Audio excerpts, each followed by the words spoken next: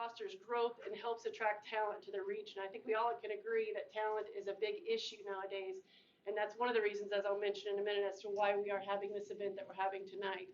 If you're not familiar with the Westgate Crane Tech Park, you're sitting in a certified tech park, state of Indiana, that there's about 875 employees. There's 60 plus defense contractors that are in here. There may be some 1 or 2 people, but there's definitely 60 plus. This is a co-working space, so we have several co-working members that are part of this building as well. So plus we also have a large, if you haven't heard, which I'm sure it's all over the news, we have a pretty substantial microchip campus that's going to come here, that's going to be across the way here. So there's going to be several semiconductor companies and adjacent companies that will be housed there within the next couple of years. So we're real excited about that. I think it's about 500 jobs within the next 2 to 3 years. So very excited about that. And that's not the only thing. There are others to come that you will be seeing that will take over some other space here within the tech park. The way the format will work today is that it'll be about 45 minutes of presentation. You can ask questions during if you'd like. We can have a Q&A afterwards, however interactive you want to be. After that, we will go out into the lobby, and it's very informal networking. Switchyard Brewery from Bloomington will be out there, and we'll have some light refreshments and drinks for you just sit and network and talk. That's where all the great ideas come from, right, during that time period. So I just want to introduce INCOSE. If you're not familiar, they're the International Council on System Engineering. So through some customer discoveries that we did here as a team to find out why people actually wanted to come to Westgate and work or come to Crane and work, we did some interviews with some of these people that relocated here, and there were 2 things that came out of some of those conversations, and one of them was some of the people had been INCOSE members prior to wherever they had worked before, so they wanted to see a little bit more activation. And then second of all, it offered certifications, opportunities for certifications, as well as mentorship programs. So that was one of the things that has been mentioned quite often, that there's a lot of people here that come as seasoned engineers that like to be a mentor to some of those junior engineers. So there's opportunities here. INCOSE has 65 chapters in 77 countries. I know we have several members here that are part of the INCOSE chapter, which this is out of Indianapolis, the Crossroads of America chapter, I believe it's called. So we're fortunate to have them here again. They're out of Indianapolis. So today's presenters, we have 3 of them. They'll be sharing information on INCOSE. Freddie Restede. He's a principal systems engineer with SAIC. Ray Dino, who's a program manager for Ultra Maritime, and Chris Hoffman, who's a director of engineering information systems owner at Cummings. So we are going to record this, and we will give you the recording, provide you with the recording and a copy of the slide presentation after we're done. So thank you all for coming, and I'll hand it over to you. Great, thanks. Well, hey, good day, everybody. So I'm Chris from Cummings. I've been there 25 years now, so it's been a good bit of a journey. So I'm just going to walk through a little bit of our slides, just to give you a sample of what INCOSE is and what value we have to offer, and really hopefully just get you into an engage. And I want the people in the back testing if you got your great glasses on, can you read this or not? No, never mind, it's going to be in the slide deck. So hopefully some of the teasers in there, though, were hopefully flavors of stuff that you guys care about. So I really wanted you to leave or be here with, you know, hey, what's in it for me? You know, why should I care about systems engineering? Why should I care about, you know, INCOSE?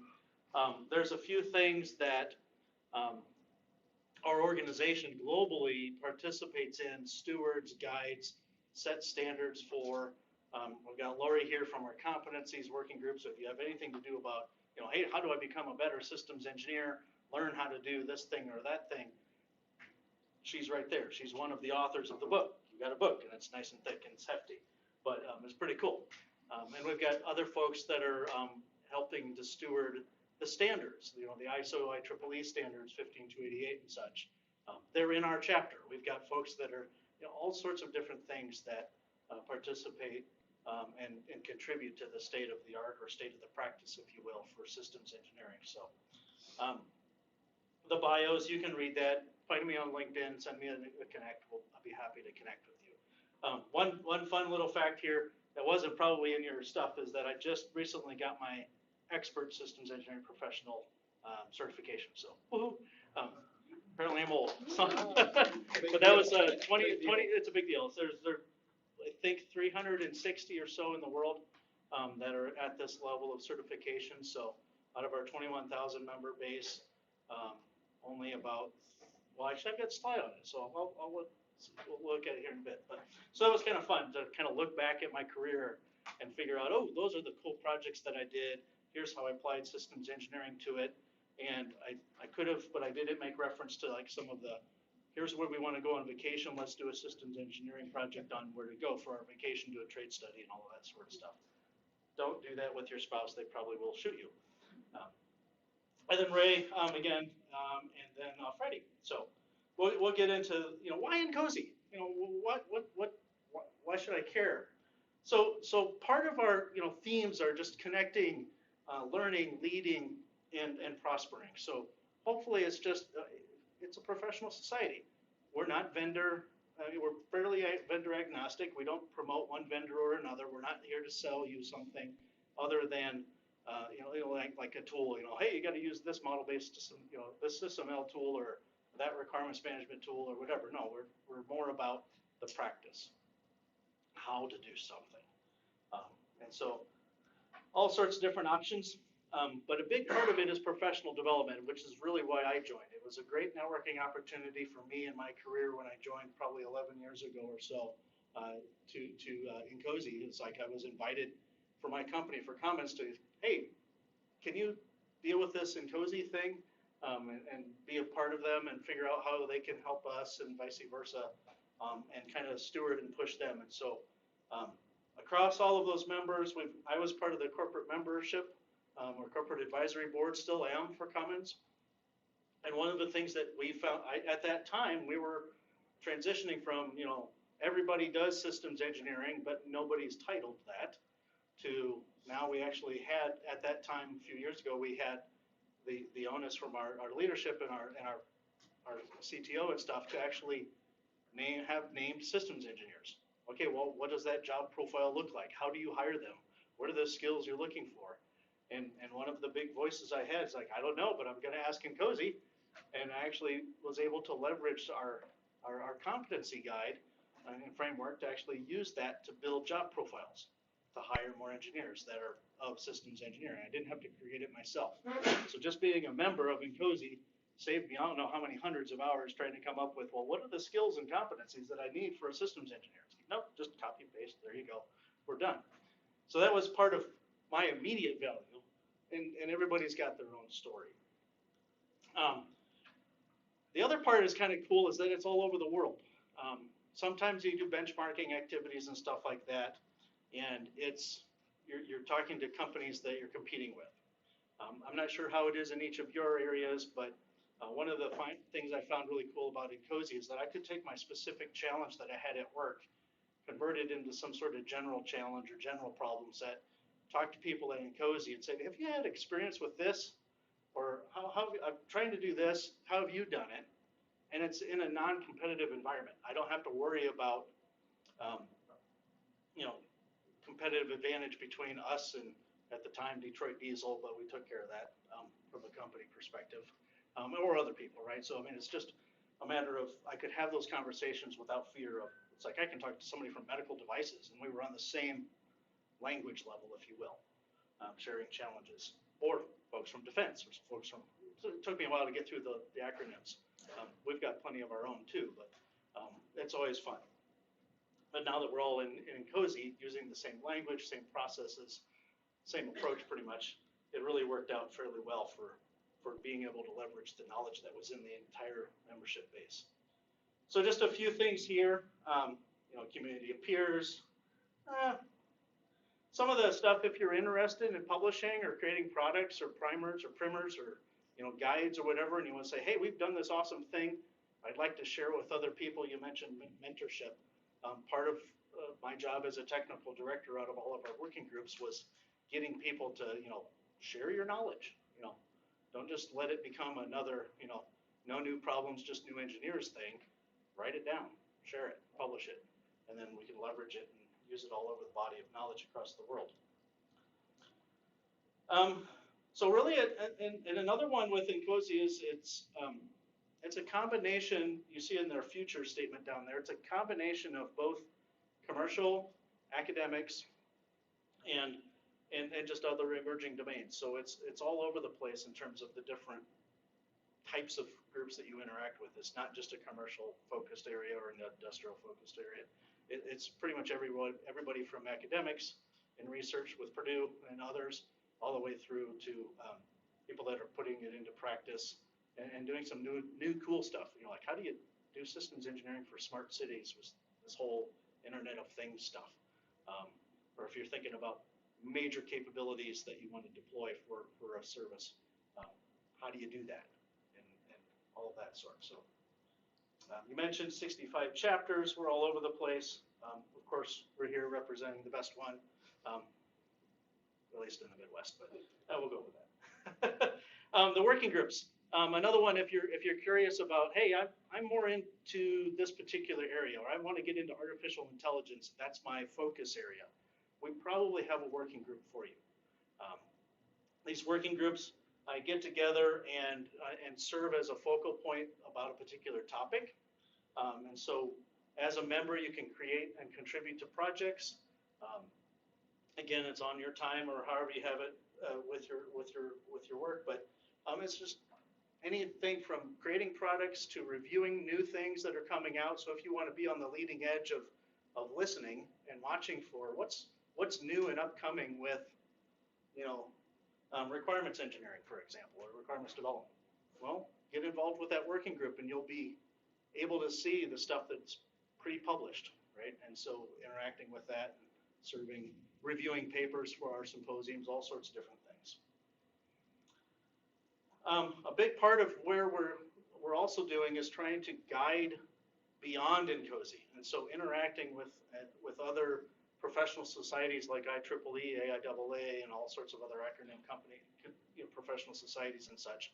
But how do we actually inspire and guide the future of systems engineering? How do we, you know, the whole ChatGPT thing is blowing up right now. So how does that interact with the work products that we do?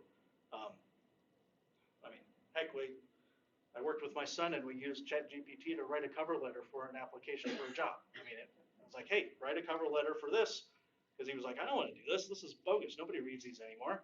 It's like, well, use the AI thing and figure out what, and bam, it spit out a cover letter. We modified it, of course, afterwards, but it was nicely formatted. It's like, this is close enough. And it was like half an hour instead of him anguishing over it for 4 hours. How might that sort of stuff fit into your workflows? You know, well, we've got a working group, and actually there's an upcoming webinar on large language models and stuff like that are coming up with, I think it's actually next week. Maybe later this week, I don't remember, but it's coming up. I think it's Thursday. It's Thursday? Is it? Yeah, I was gonna say, it's coming up like really soon. So get on the incose.org/events and you'll see a registration link for it. But this is, for looking in the future, this is our future of systems engineering, the fuse. So wanting to spark and give a spark to the overall vision. And so we've got 4 different work streams there, and just basically trying to make vision real. I mean, anybody can write, hey, here's where I think we're going to be in 30 years or 20 years or 10 years or 5 years. But how do you actually get there? What are your stepping stones? What do you need to nurture to actually get you there? And so our fuse activities are part of that, going after, you know, nudging and promoting certain things. Other things that we do with INCOSE, we have a Technical Leadership Institute. You talked to, again, mentoring, but we also help with young engineers or upcoming engineers. Hey, how do you be a better technical leader? You may be a great individual contributor, but how do you then spread your wings and get a little bit broader into technical leadership as a broader sense? So we have a whole institute there. It's purely virtual online now. It used to be in-person stuff, but we've since transitioned. So we have cohorts that go every year, and about 20 to 30 or so, I think. But that's part of also another membership benefit. SysTeam, the other end of the spectrum. How do you talk about systems engineering to K through 12? Or K through 7, K through 8, sort of, you know, the young kids. And again, a STEAM sort of initiative, but from a systems engineering point of view. I'm not on it, I'm not into it, but they have a whole Discord server that they're doing to chat back and forth with education professionals around the world to try to nurture and encourage that. So again, another way to share the knowledge.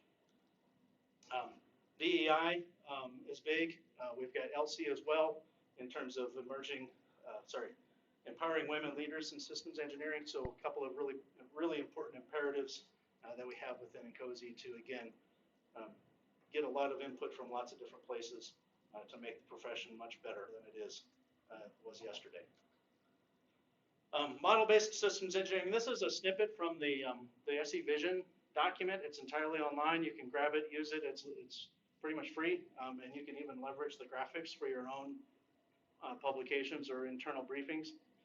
So go to the incose.org/SEVision, and you'll be able to pick that up. And this is just a snippet from, I think, chapter 4, where we're trying to, again, we're going from this state to that state. And here's how we think it might look. Here's the certification one. So again, recognition at multiple levels. There's the ASEP, which is, hey, I know the terms, you've got the book knowledge. There's even some academic courses across organizations that have academic equivalencies for some of their systems engineering coursework. So you just go through the courses. As long as you pass, you get an ASEP certification. You don't have to take another test or pay another fee or anything like that. But then the membership, of course, comes along. But then the CSEP is when you're looking at about 5 years of experience of actually doing systems engineering, documented with citation references and all sorts. And then the ESEP, which is what I just got, is where you actually have about 20 to 25 years of experience of applying systems engineering, and not just in one space, but how do you lead in systems engineering, and how do you apply systems engineering to multiple things. So not just, always on one particular domain, if you will. And so, not too bad to do. It's actually quite interesting to me. I did the CSEP and the ESEP, and the applications were one of those things. It's like you look back at your career and it's like, oh yeah, I did that. That was kind of cool. It was painful at the time, but looking back at it, it's actually pretty cool. It's like, oh yeah, I did that. And all sorts of different resources. The professional development portal. You want to you can assess yourself on competencies and actually rank yourself and figure out, hey, what do you need to do to kind of go to the next level. It also is like a card catalog where you can find references to say, hey, I want to find certain things about this particular topic. What else is out there? And it's just a big digital card catalog that points to stuff both within INCOSE and beyond. And we're getting more and more in there. If you're wanted to see like more of the, hey, here's the newest stuff that's coming out, the CBOC, it's a wiki, it's a managed wiki, is really awesome, free, you don't have to sign in or anything.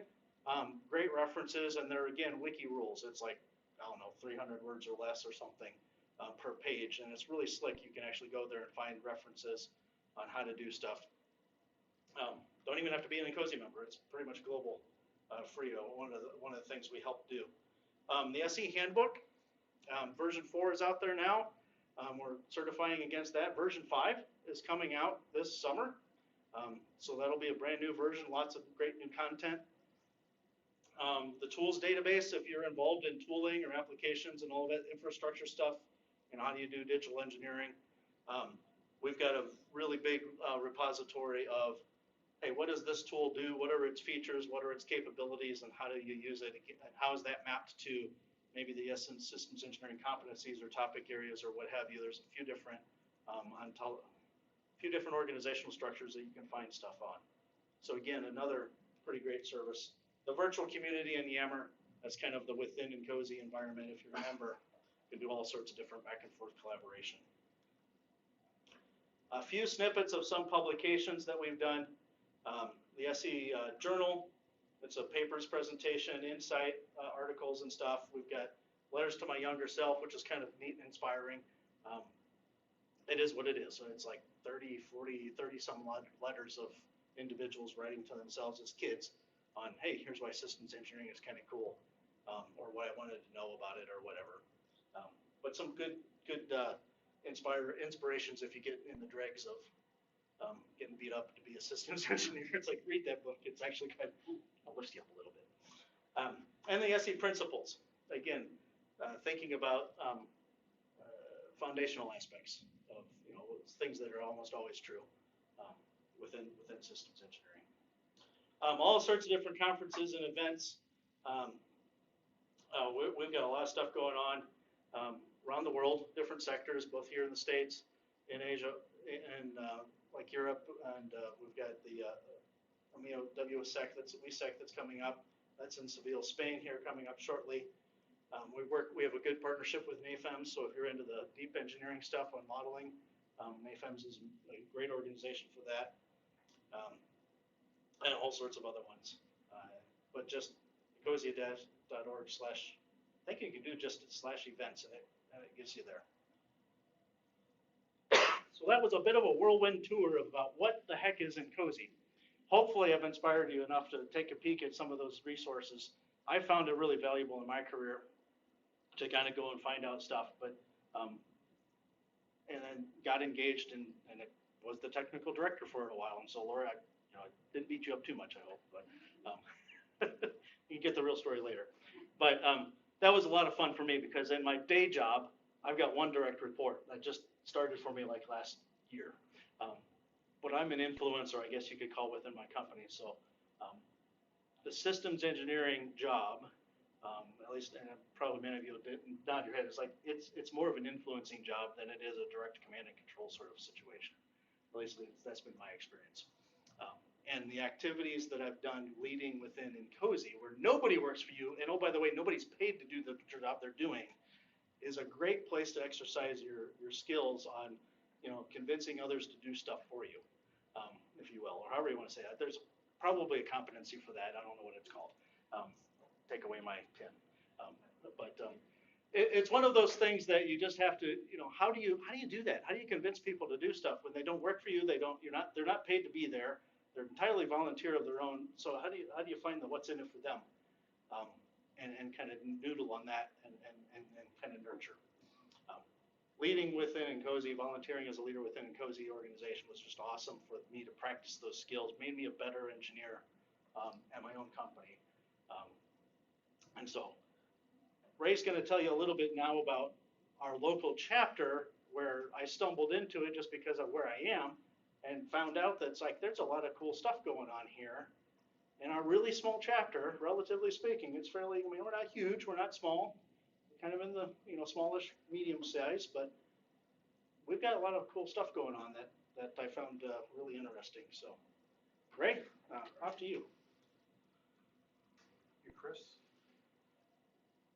Good afternoon. My name is Ray Deno, and I work for a company up near Fort Wayne, Indiana, and I'm the president of the, as Chris said, the local chapter, local being pretty much the state of Indiana. We are, if you look at the stars, we pretty much cover the state. Chicago has their own chapter. Cincinnati is part of another chapter, but Indianapolis, Terre Haute, Fort Wayne, Lafayette, and down in the Columbus area. So that's, when we talk about chapter, that's the area we cover. We do meet, when we meet physically, we do meet in Indianapolis, so it's pretty centrally located. Just a little bit of background about what I do, and why that's important in a minute. I'm a program manager. I have an electrical engineering degree, so I have a technical degree, but now doing program management. I got involved with INCOSE about 2009 or so.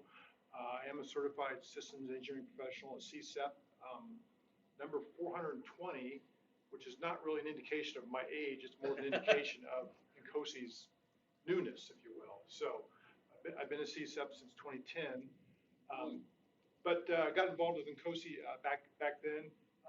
Really enjoy it. And the company I work at, we make sonar buoys for the Navy that we actually have our technical customers down here at Crane, in fact here at Westgate. But our company, from an engineering perspective, has about 60 or so technical engineering staff, and of course support CAD and technicians and accounting and all those other things that go with that. And as such, we don't have a big system engineering organization. We don't have a Cummins size. We're not an L3 Harris or a Raytheon size company. So we have a very small organization. In fact, it's bigger now than it was 10 years ago. And so if you look back 10 years, you do, as the saying goes, you're going to do system engineering whether you do it or not, whether you want to or not. You will either do it up front or you will do it integration time when everything fails. You will do it. from a systems engineering perspective, you want to do it up front, of course, to have a more defined path. But what our company being small, then the question is, how do you do system engineering? And what Chris said earlier, all those documents that's behind the INCOSE, if you're a member of INCOSE, then you get all those documents. That is, being from a small organization, that is worth the price of admission easily. There's a wealth of information back behind that. How to do system engineering for large, small companies, risk management, all the things that we do, whether explicitly or implicitly. There's a lot of good stuff there. So I wanted to park that. I wanted to put that in your mind. It's very helpful. So back to our local chapter, the Crossroads of America. So there's a list of organizations, a lot of companies, a lot of medical, the automotive industry is represented. We've got universities, Purdue, Rose-Hulman's represented. We got the Raytheons, out of both Indianapolis and Fort Wayne area. Different organizations. So we've got a pretty good variety of organizations represented in our chapter.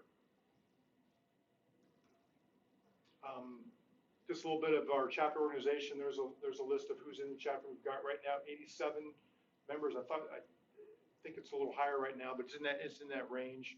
If you retire, we got some students, mostly out of the Purdue area. We talked about the various companies and some of the industries they represent. Like I said, medical, energy is a good one, logistics, and then of course I mentioned the universities. So we have monthly meetings on the second Tuesday of each month, except for January and July. So we do meet virtually, sometimes in person, second Tuesday of each month. 10 meetings a year, so we have a 60-minute technical presentation, much like what we're doing this first Tuesday, second Tuesday of the month. The topics we bring up, Bill Billman, right there, is our Vice President of Programs and does a very good job of gathering and getting things that are of interest to our membership.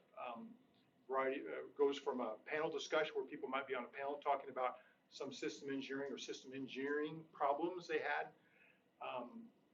Might have a panel discussion. It's a good mentoring thing. People, we might bring in someone to talk about digital twin type activities. Model-based system engineering is always something that's of interest to people. So a lot of different topics we have that we talk about each month. This is a snapshot from something we had back in 2019 from this Capella group. Talks about they have a tool for model-based system engineering.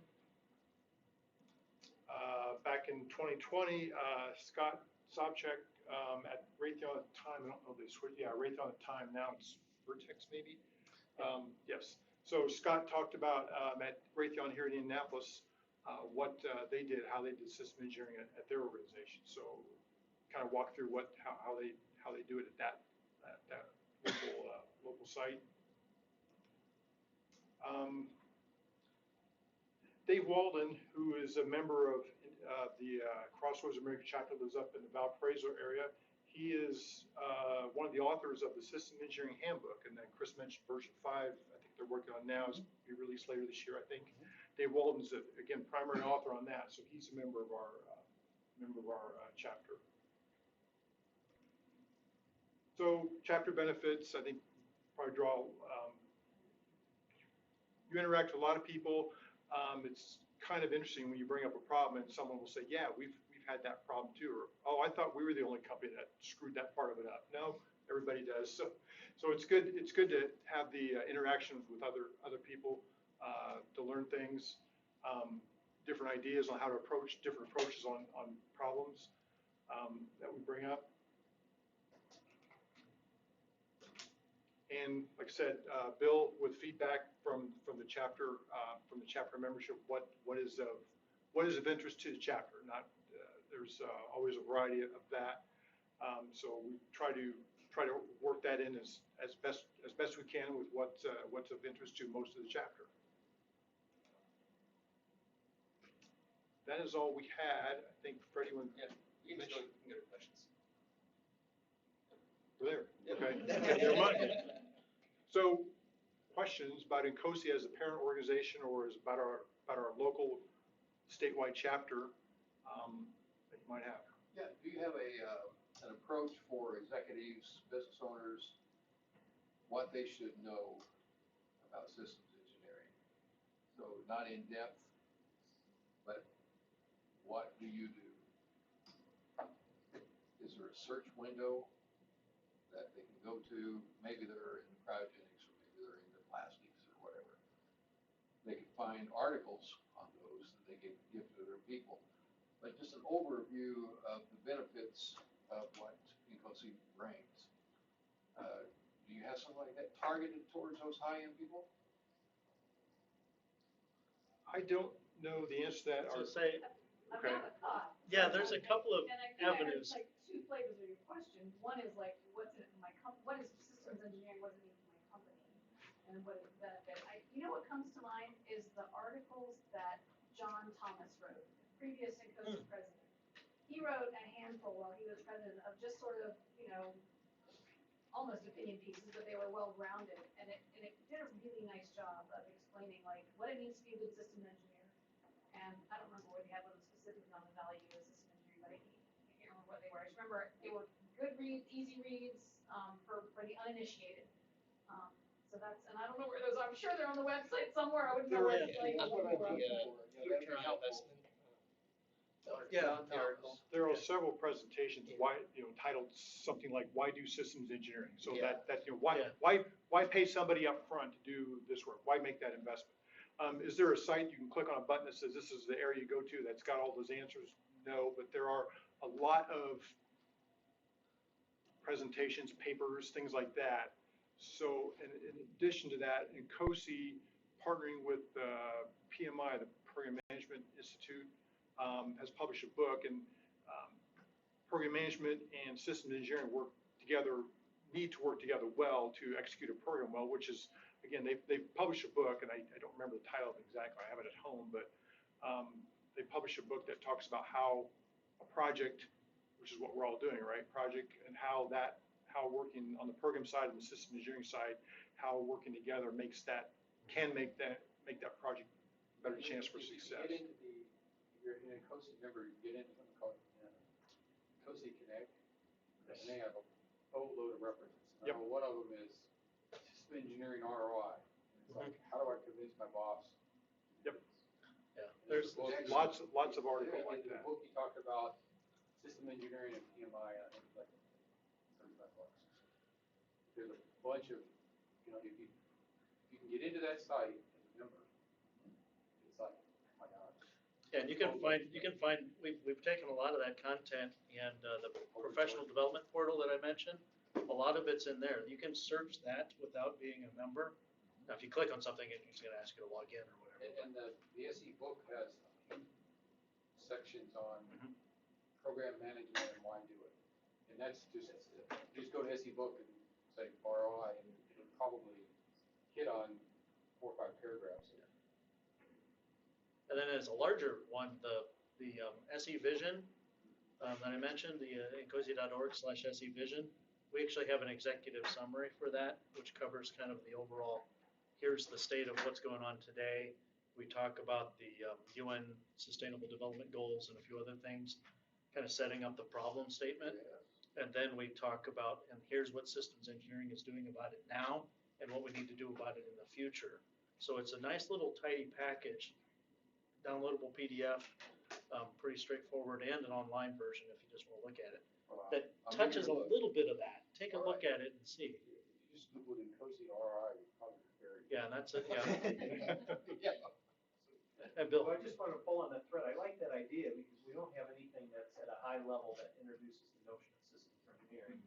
Why is that relevant now? We should be the organization Right. that does that. Yeah. And I was curious how many people in the room have systems engineering as part of their company's job description somewhere buried in there. It'd be interesting to see you showing in.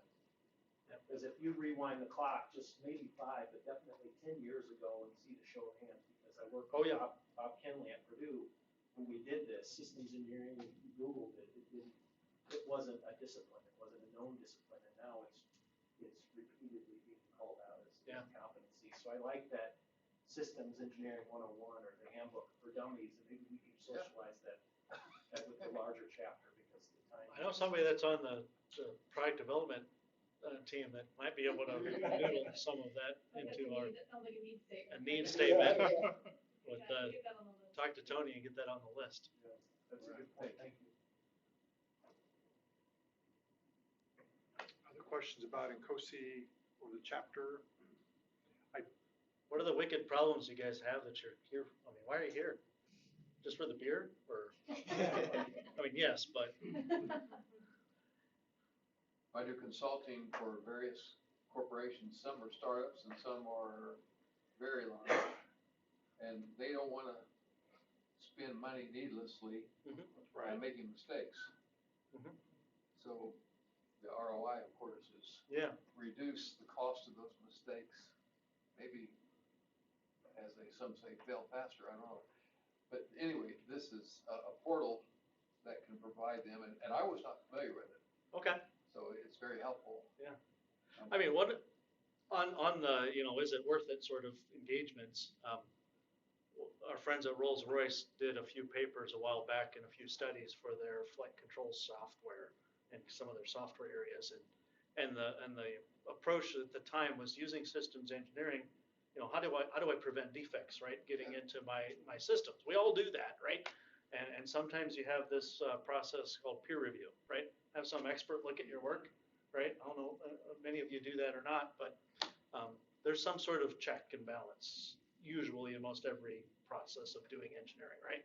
If you just do it all yourself, you're a hero, and you either get the praise or you get fired because you did it wrong. I don't know, but one of the studies they did was not actually adding more people to their teams to do more reviews, looking for defects, looking for errors, good coding practices, all that sort of stuff.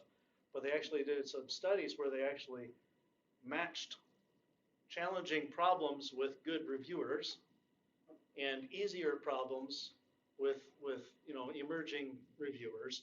And so they did basically a resource matching activity to figure out, you don't have to add any people, but they ended up getting a lot higher quality software out because all they did was look at how good people reviewed and what types of problems were being solved and kind of the newness of the programmer, if you will, and their skill sets.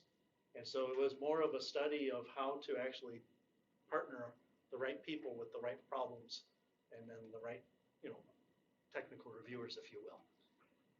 Paid off for them. I just happened to learn about it through my INCOSE partnership with Crossroads because it was part of the papers that they did, and they also were able to leverage INCOSE as a publishing medium, so they could share that work across barriers, if you will. So down in the military and the Defense Department stuff, you sometimes get in your export control silos, if you will. And you can't necessarily share specifics, but you can share approaches and methods and have some conversations that way. And that actually, INCOSE, for not just roles, but for other companies as well, offers an opportunity to share expertise beyond, they still have to go through all the release process and all the checks and balances, right, for publishing, but it gives them an opportunity to share knowledge that way. Would this be introduced in education we talked about before, say Yeah. the Naval Academy, Air Force Academy, things of that nature? DAU, yeah. Okay. Or, yeah. So all sorts of engagement, yeah. So through CERC, Systems Engineering Research Centers, and all of the consortium of academic partners in that realm, they're a big part of INCOSE. We deal a lot with the Defense Acquisition University and working with them, all sorts. Yeah. It's a heck of a network. It opened my eyes entirely. Yeah. I got two questions. How many members do you have in the chapter? First question. Our chapter is roughly about 90-ish 90 members. 90 to 100, somewhere Okay. in that range, yeah. Second is, do you guys ever do any partnering with ASE or ASC or any other engineering societies? Our chapter? Yeah, Or INCOSE as a whole? Organization as a whole, just to see if you can cross-pollinate as opposed to only communicating with them. Yeah, we have partnership agreement, or it's an MOA, I don't know what we call it, right, with Yep. PMI and with IEEE I think, are sort of the main ones, I think. That's the usually national have it. level, right? Right. Yeah. At the national, yeah, at the national level, we have organization to organization agreements and partnerships with probably about 20 to 30 organizations around the world. Well, then I guess that leaves me with a third